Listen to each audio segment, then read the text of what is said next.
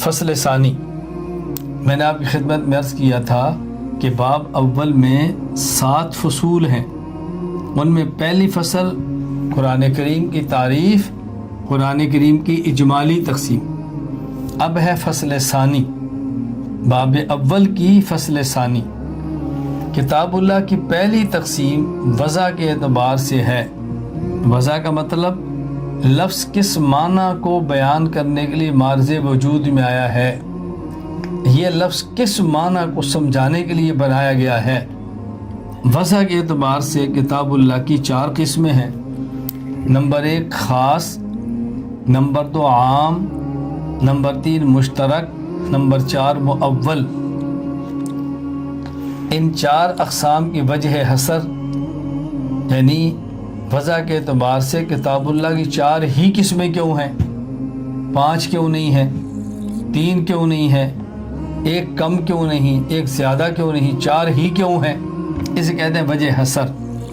یعنی اس تقسیم کو 4 قسموں میں منحصر کرنے کی وجہ کیا ہے؟ لفظ جس معنی پر دلالت کرنے کے لیے وجود میں آیا ہے وہ معنی ایک ہوگا یا معانی متعدد ہوں گے، وہ معنی ایک ہوگا یا ایک سے زائد ہوگا، ایک معنی یا کئی معنی۔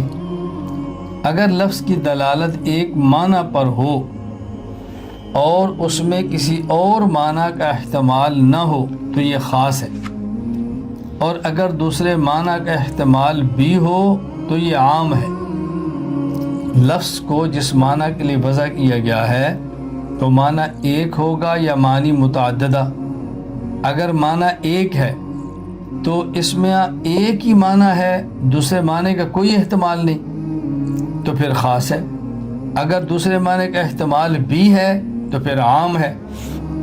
پھر اگر لفظ متعدد یعنی ایک سے زائد معنی پر دلالت کرے مگر ان میں سے کسی ایک معنی کو تاویل کے ذریعے راجح قرار دینا ممکن نہ ہو تو وہ مشترک، اور اگر تاویل کے ذریعے کسی ایک معنی کو راجح قرار دینا ممکن ہو تو مؤول۔